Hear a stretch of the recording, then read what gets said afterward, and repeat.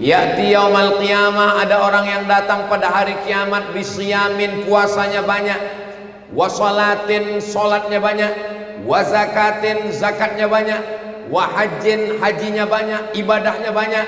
Inilah orang yang masuk neraka. Habibi ya Muhammad, ataita bisalami wal huda Muhammad. Habibi ya Muhammad, ya rahmatan lil alamin. Assalamualaikum warahmatullahi wabarakatuh.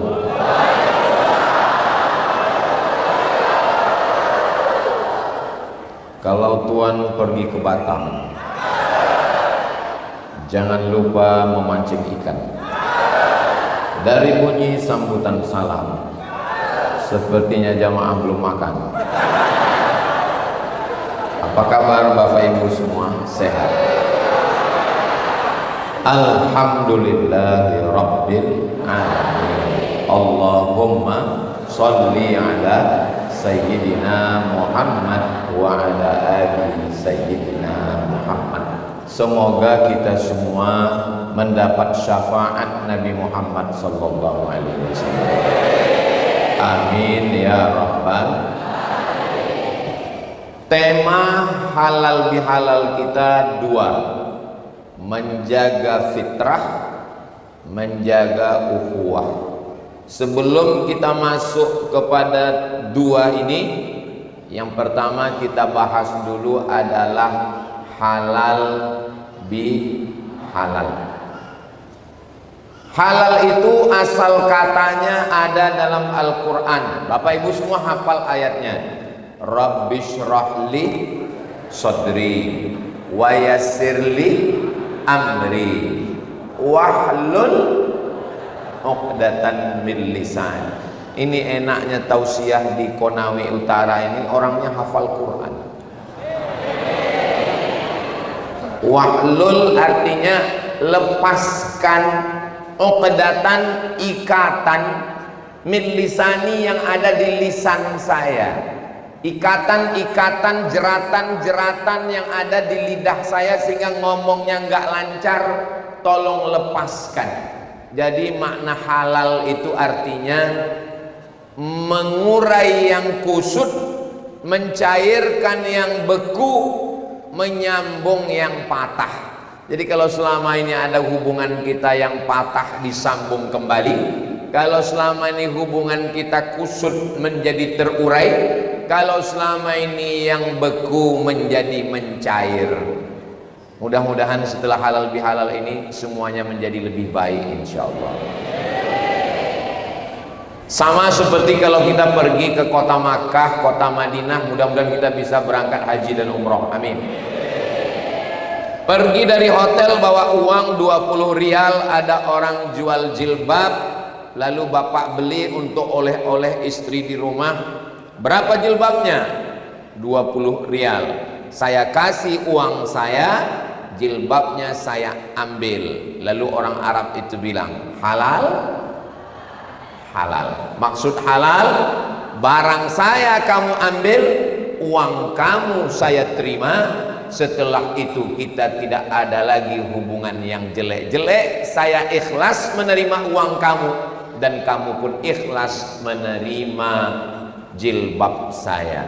Jadi kalau selama 1 tahun ini ada yang kusut, ada yang beku, ada yang patah, ada yang rusak, setelah halal bihalal ini semuanya menjadi lebih baik insyaallah. Amin ya rabbal. Bapak sudah minta maaf kepada ibu, alhamdulillah. Ibu sudah minta maaf kepada bapak, alhamdulillah. Sebagai kepala daerah Bupati Konawe Utara, Pak Bupati berdiri tadi. Mana mimbarnya? Sudah hilang.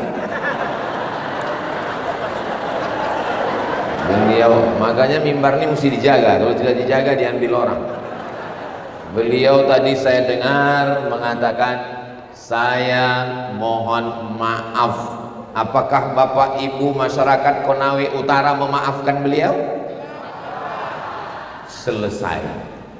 Ya'ti yaumal qiyamah, ada orang yang datang pada hari kiamat bisiyamin, puasanya banyak, wa sholatin, sholatnya banyak, wa zakatin, zakatnya banyak, wa hajjin, hajinya banyak, ibadahnya banyak, tapi ternyata qad syatama hadza, lidahnya kasar mencaci maki si fulan, wa akala mala hadza, mengambil harta si fulan, wa daraba hadza, memukul si fulan, wa qadzafa hadza, menuduh si fulan.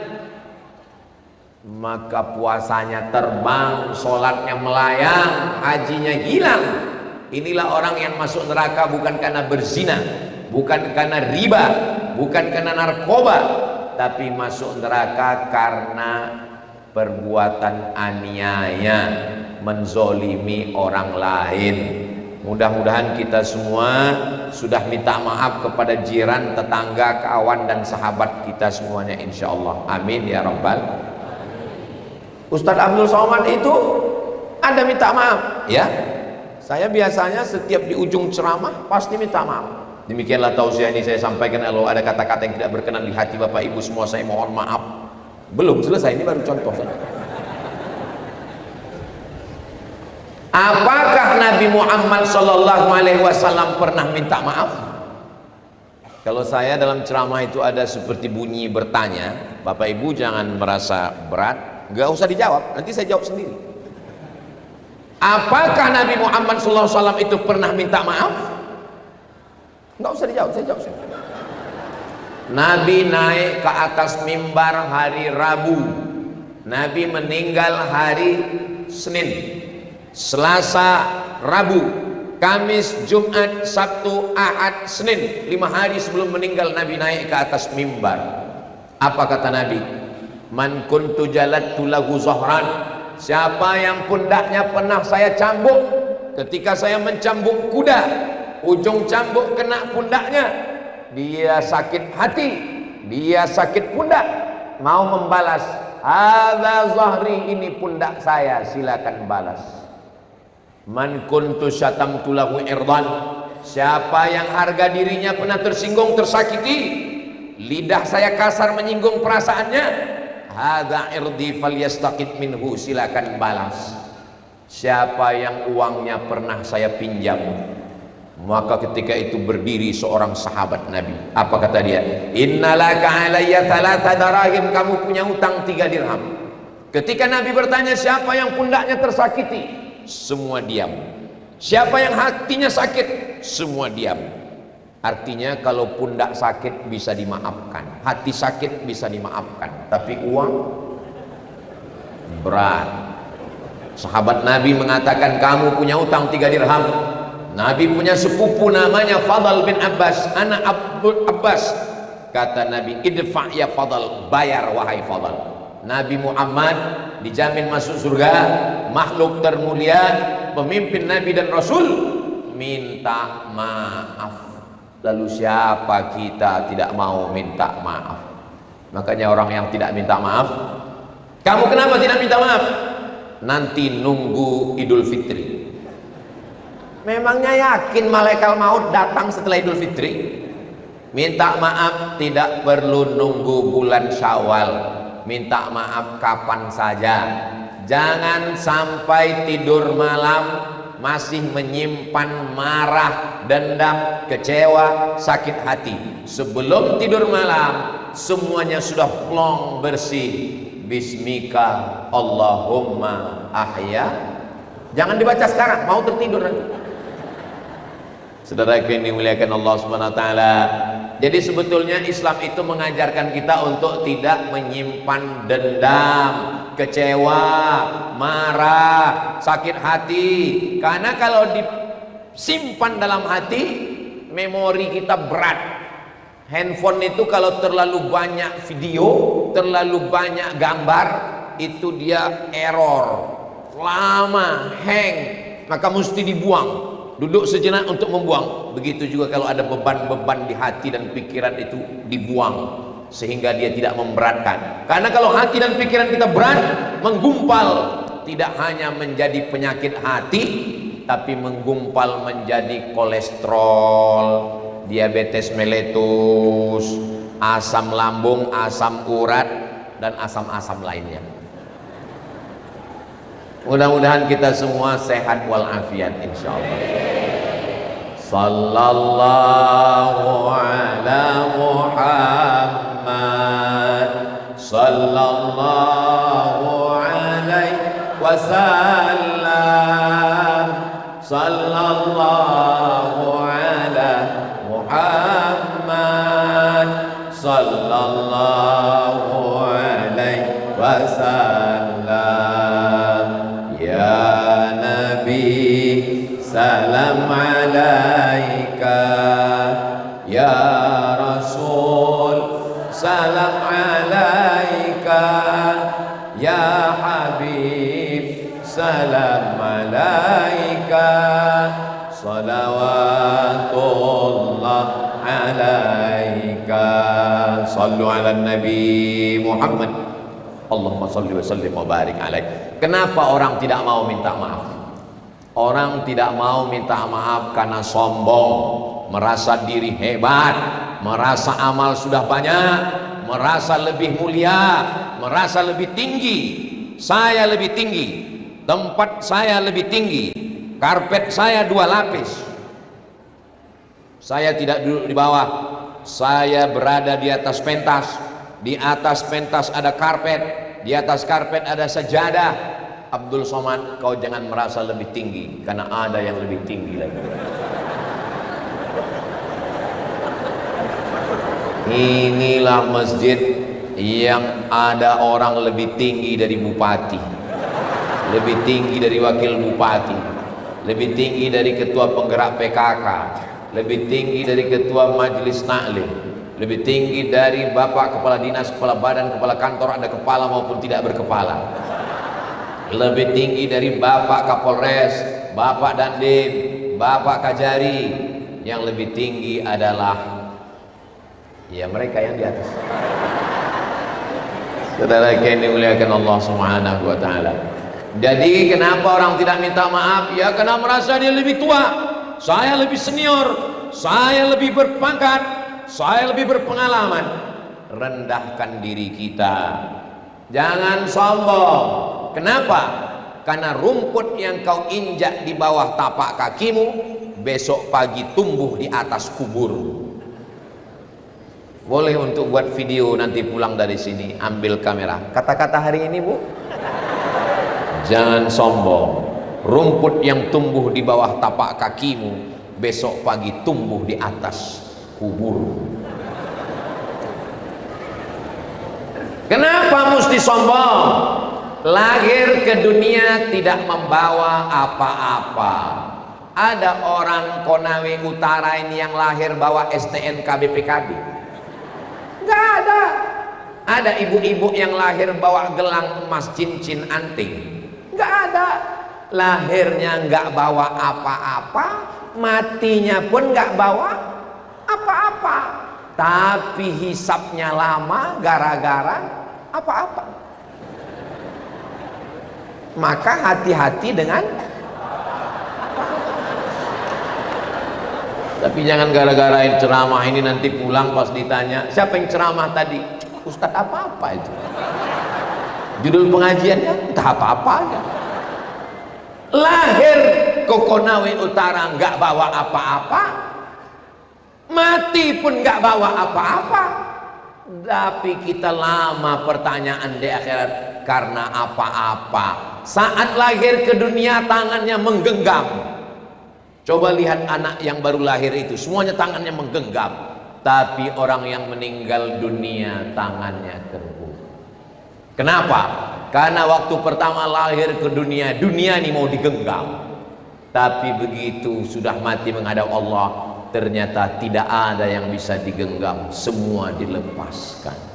Mobil lepas, rumah lepas, jabatan lepas, kekuasaan lepas, istri saya nggak ada ngomong begitu. Ketika lahir ke dunia, semua menyambut dengan senyum dan tawa. Waktu lahir ke dunia kita menangis, mohon maaf, ada yang lahir ketawa. Kalau ada lahir ketawa, lari semua yang ada di situ. Waktu lahir ke dunia, kita menangis, orang sekeliling kita tertawa bahagia. Tapi begitu nanti kita mati menghadap Allah, semua yang ada di situ menangis. Tetangga menangis, kenapa? Utang belum bayar. Istri menangis, ibu nangis kenapa? Warisannya dikit kali. Semuanya menangis melepas kita. Mudah-mudahan kita dalam keadaan tersenyum karena husnul khatimah. Apakah kematian itu sakit? Ya nggak tahu, karena yang mati nggak pernah cerita. Tapi Nabi Muhammad sallallahu alaihi wasallam waktu Isra Mi'raj ketemu dengan orang yang sudah mati ribuan tahun, dan Nabi bertanya, "Hai mayat, hai orang mati, bagaimana rasanya mati?" Seperti tebasan pedang di tempat yang sama diulang beratus kali. Seperti mata kail pancing ditarik dari kulit yang basah. Seperti kambing dikuliti hidup-hidup.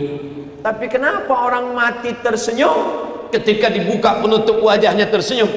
Karena sebelum malaikat mencabut nyawanya, malaikat sudah mengepakkan sayap, menunjukkan bahwa tempat dia nanti di surga bersama Rasulullah sallallahu alaihi wasallam. Mudah-mudahan kita semua mendapatkan husnul khatimah. Orang yang mati itu dua. Pertama, mustarih, istirahat. Dia memang betul-betul beristirahat dari susahnya dunia. Memang penderitaannya luar biasa. Waktu kecil dimarahi ibu, sudah besar dimarahi guru, sudah nikah dimarahi istri. Betul? Betul katanya. Maka ketika kematian datang dia istirahat. Tapi ada orang yang matinya tidak istirahat. Azab dunia belum ada apa-apanya. Kenapa? Karena azab kubur lebih dahsyat, azab neraka lebih dahsyat. Itulah kenapa kita 7 kali pagi minta selamat. Allahumma ajirna minan nar, Allahumma ajirna minan nar, Allahumma ajirna minan nar, Allahumma ajirna minan nar, Allahumma ajirna minan nar, Allahumma ajirna minan nar, Allahumma ajirna minan nar. Kalau Tuhan pergi ke Makkah, jangan lupa membawa kawan. Sudah lama saya tausiah, baru di Konawe Utara inilah dihadiri ikan. Itu ada ikan Nemo.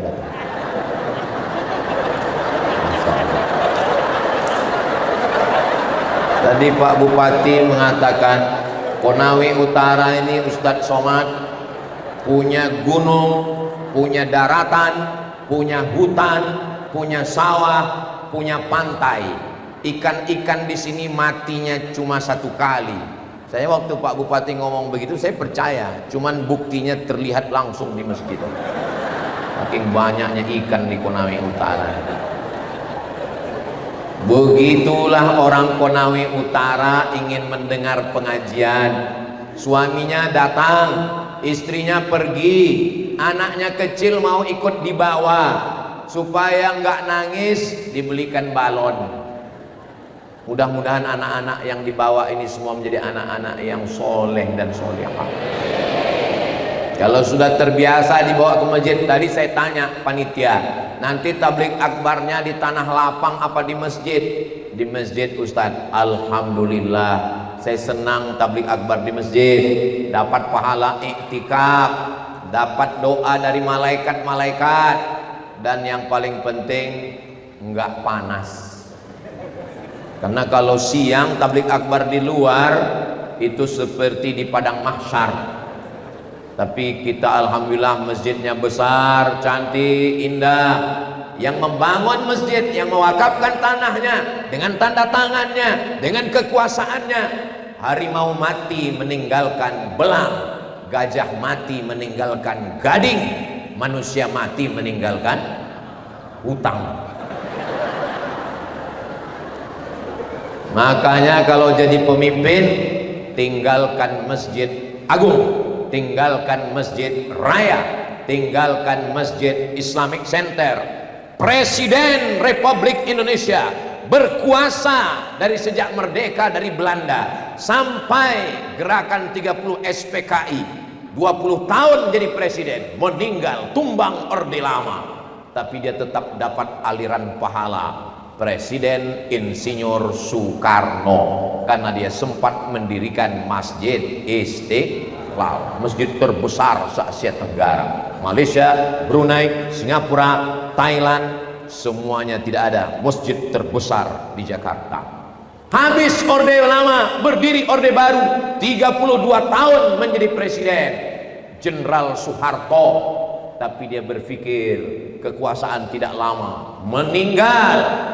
Setiap kabupaten kota ada masjid Muslim Pancasila, dari gaji PNS yang dipotong. Di Taman Mini Indonesia Indah Jakarta, saya tausiah di sana, live TV One, Masjid At-Tin. Saya sangka Masjid At-Tin itu dari Watini wa Zaitun, rupanya Ibu Tin. Dia berpikir bahwa hidup tidak lama, maka begitu juga dengan Bapak Kapolres, Bapak Kapolda, Bapak Dandim, Bapak Dan Ramil, ditempatkan di seluruh Indonesia, kabupaten kota, di mana berdiri bangun masjid.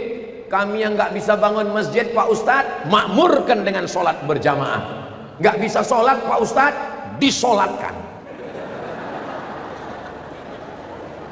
Saudara yang dimuliakan Allah Subhanahu wa Ta'ala, jadi agama Islam ini agama yang adil. Orang yang punya kekuasaan, orang yang punya harta. Ini saya lihat di Konawe Utara ini tidak sesuai jumlah penduduknya dengan luas tanahnya.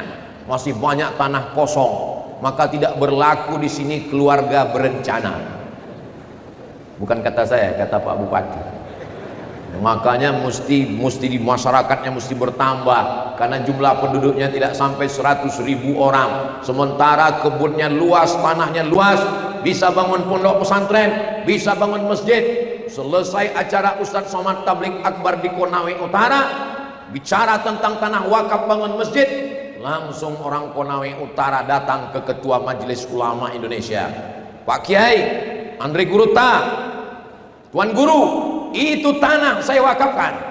Tanah siapa? Enggak tahu. Gimana mau wakafkan tanah enggak tahu? Yang punya harta wakafkan. Enggak punya harta tapi punya jabatan, tanda tangannya pakai. Enggak punya harta, enggak punya kuasa, tapi masih punya tenaga, pakai beribadah. Sholat tarawih, sholat witir, sudah selesai.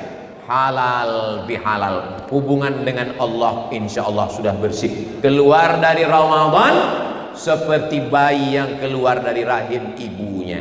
Ini saya melihat ini adalah bayi-bayi. Bapak pergi ke rumah sakit menjenguk anak tetangga lahir, gendong. Pas digendong, maaf bayinya kencing. Ibu megang bayi, pas digendong, lucu ya bayinya. Iya, karena bayinya dipuji grogi kencing. Kira-kira bapak kalau dikencingi bayi marah nggak? Enggak. Ibu marah nggak? Enggak. Kenapa nggak marah? Karena bayi tidak berdosa. Itu yang membuat kita nggak marah. Malah dibilang orang, ini kayaknya mau dapat rezeki nih. Ini kencing. Coba yang kencing bapaknya. Kenapa? Karena berdosa. Anak-anak senakal apapun orang melihatnya lucu. Kenapa? Karena nggak ada dosanya. Begitulah orang keluar dari Ramadan, kayauma waladathu ummuh, seperti keluar dari rahim ibunya. Masjid besar, sholat berjamaah sudah, puasa 30 hari sudah, baca Quran khatam, selesai 30 juz. Makanya Qurannya sudah disusun dengan rapi. Ini kalau dilihat dari susunan Qurannya sepertinya belum dibaca ini. Ustadz jangan suudzon Ustadz Somad. Itu Qurannya sudah kami khatamkan 30 juz dan kami sudah khataman Al-Quran. Tapi kalau masih belum minta maaf kepada kawan sekantor, kepada tetangga, kepada masyarakat, jangan harap kau akan selamat. Orang yang punya uang banyak nangis di pintu Ka'bah, labbaik Allahumma labbaik, ampunkan dosaku kepada tetanggaku. Bisa? Enggak bisa. Makanya masyarakat kita cerdas. Pas hari raya Idul Fitri, dia nggak mau ke rumah tetangga, dia undang semua tetangga, keluarga, jiran, kawan, sahabat, undang, kasih makan, kata sambutan. Selama setahun ini ada kata-kata yang tidak berkenan di hati, menyinggung perasaan, menyakiti. Maukah kalian memaafkan saya karena udah kenyang? Mau. Saudaraku yang dimuliakan Allah Subhanahu wa taala. Adapun dosa kepada Allah, kita husnuzan. Dengan Ramadan kemarin kita sudah bersih dosa kepada Allah Subhanahu wa taala. Astaghfirullah Rabbal baraya, astaghfirullah minal khataya, Rabbi zidni ilman nafi'an wa wafiqni amalan salihah. Dari sholat ke sholat menghapus dosa. Sholat subuh ke zuhur, zuhur ke asar, asar ke maghrib, maghrib ke isya, menghapus dosa. Minal jum'ati ilal jum'ah, dari satu Jumat ke Jumat berikutnya menghapus dosa. Minal umrati ilal umrah, dari satu umrah ke umrah berikutnya menghapus dosa. Min Ramadan ila Ramadan, dari Ramadan ke Ramadan berikutnya dosa kepada Allah, tapi dosa kepada manusia. Ustaz Abdul Somad cerita dosa kepada manusia, Ustaz sendiri berdosa. Ustaz membelakangi Bapak Bupati, Wakil Bupati, itu kan berdosa, nggak ada sopan santun. Saya sebelum maju sudah minta maaf duluan.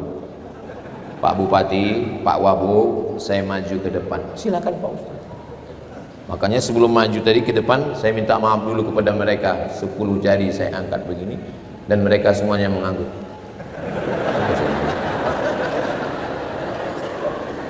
Kenapa Pak Bupati tadi di samping? Beliau tidak mau membelakangi orang, maka beliau di samping. Kenapa Ustaz Somad nggak di samping? Karena kalau saya di sini, yang di balik tiang nggak ngelihat. Ada aja alasannya. Saudaraku yang dimuliakan Allah Subhanahu wa taala. Jadi sekecil apapun kesalahan kita, ada orang yang tidak berzina, tidak minum khamar, tidak mabuk, tidak ghibah, tidak namimah, tapi ternyata hisabnya di akhirat lama sekali, perhitungannya di akhirat baru masuk surga. Kenapa?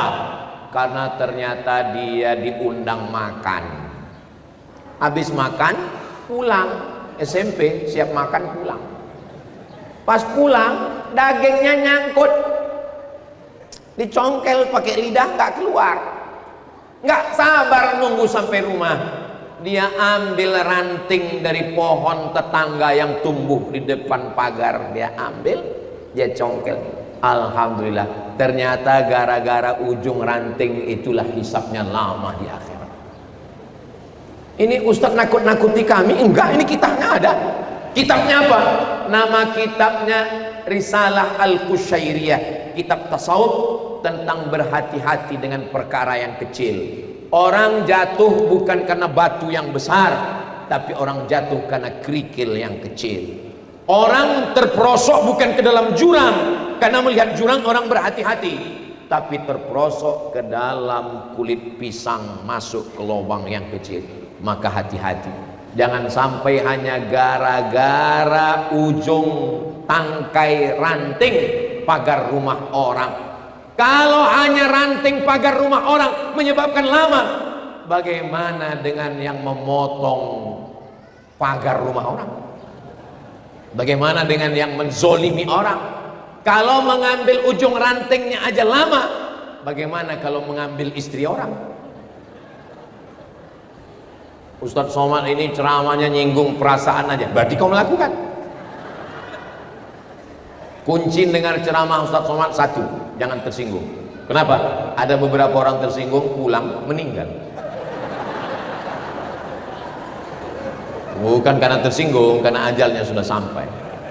Jadi setelah kita beribadah kepada Allah, maka kita perlu halal bihalal. Halal bihalal kantor Bapak Kepala Dinas hadir, halal bihalal kepolisian Bapak Kapolres hadir, halal bihalal TNI Bapak Dandim hadir, halal bihalal di Kajari hadir. Kunci halal bihalal itu, isi halal bihalal itu apa? Isinya cuma 5. Yang pertama baca Quran, sudah. Yang kedua kata sambutan, sudah. Yang ketiga tausiah, sudah. Yang keempat minta maaf dan memaafkan, sudah. Yang kelima adalah baca doa supaya diturunkan Allah rahmat. Sambutan, baca Quran, tausiah, minta maaf memaafkan, dan doa. Makanan Pak Ustadz bisa ada bisa enggak? Contohnya hari ini enggak kelihatan, karena memang bukan jam makan, kecuali acaranya dibuat malam atau dibuat siang. Ini saya ngomong begini supaya jangan sampai kantor merasa berat untuk buat acara halal bihalal. Kami berat Pak Ustadz, undang saja orang ceramah tausiah, karena daripada berat nggak dilakukan, kita tidak minta maaf dan kita membawa beban itu sampai kita nanti menghadap Allah Subhanahu wa ta'ala. Diambil pahala puasanya, diberikan pada orang yang dia aniaya. Diambil pahala hajinya, diambil pada orang yang dia aniaya. Faniyat hasanatuhu, habis amal pahalanya sudah diambil orang, tapi yang ngantri masih panjang. Orang yang dia zalimi, dia aniaya, dia pukul, dia tuduh, dia fitnah, dia ghibah, dia namimah, masih panjang. Ukhidat khotoyahum, diambil dosa mereka. Summa turihat ilaih, dicampakkan kepada dia. Summa turiha finnar, lalu dia masuk ke dalam neraka karena tidak minta maaf. Ustaz Somad sudah minta maaf kepada istri, sudah. Minta maaf kepada makhluk terkuat di dunia. Ustaz Somad sudah minta maaf kepada kedua orang tua. Ayah saya sudah meninggal, emak saya sudah meninggal, saya ini anak yatim piatu. Siapa yang mau bersedekah, bersedekahlah kepada saya. Ustaz sudah minta maaf kepada jiran tetangga. Saya khususkan satu hari, hari Rabu, dari mulai sholat subuh, sarapan pagi, makan siang, makan malam, terbuka untuk umum. Saya setiap ketemu, mohon maaf zahir batin, mohon maaf zahir batin, mohon maaf zahir batin. Tapi kita tidak ditugaskan untuk lebih dari kemampuan kita. La yukallifullahu nafsan illa usaha, lebih dari kemampuan kita. Itu sudah kita serahkan kepada Allah Subhanahu wa ta'ala.